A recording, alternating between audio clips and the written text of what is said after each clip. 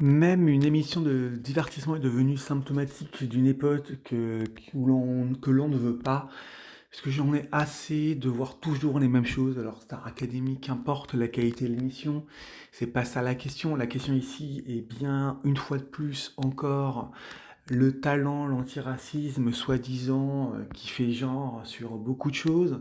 On apprend que Marine, déjà son nom plaisait pas à grand monde, qui était une chanteuse blanche, a gagné la dernière Starac, qu'elle s'est retrouvée face à une chanteuse noire et que effectivement elle l'a emporté avec les votes, et de fait au lieu de dire c'est grâce au talent ou parce qu'elle était meilleure, on dit, ben non, il y a ce racisme qui porte plainte pour un racisme anti-noir. Tout simplement, c'est extraordinaire.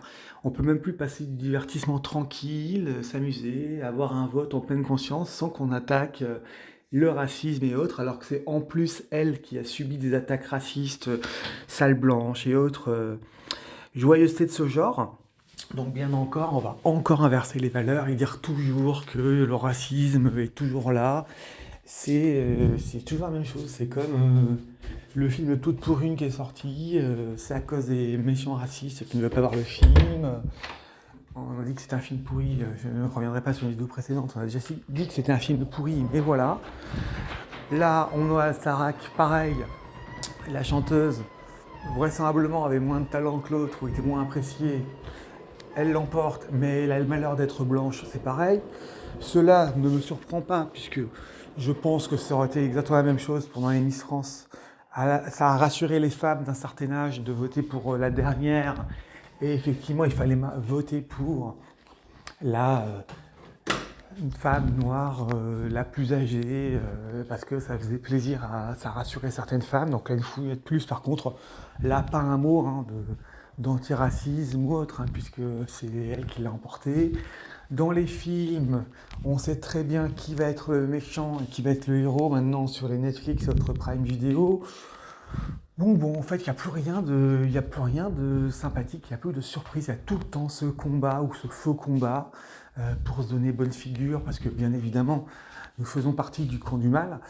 On avait ça avec Miss France, on a eu ça avec Inès Reg, Natacha Saint-Pierre, on a ça avec Starac. Bon, la seule émission où on n'a pas eu ça, c'est peut-être Merci Dorothée, où à la limite on ne nous a pas trop cassé la tête avec ces conneries.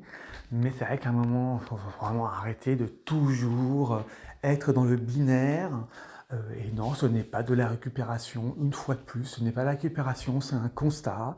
C'est un constat qui montre une fois de plus qu'il y a un racisme anti-blanc très très très grave en France et en Europe.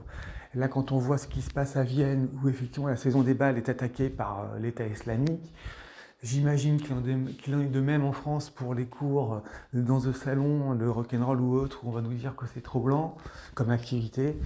À un moment donné, oui, il y a des activités qui séparent les gens. C'est comme les hommes et les femmes n'ont pas les mêmes activités, les populations n'ont pas les mêmes divertissements, n'ont pas la même vision des choses, on n'a pas les mêmes formats de détente. Donc voilà, donc à un moment, cela suffit de tout le temps banaliser tout ça. Il faudrait recadrer vraiment les choses. Donc je pense que par rapport notamment à la Starac, c'est peut-être pathétique.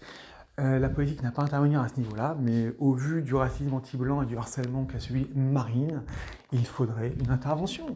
À un moment, cela suffit de tout laisser aller en permanence.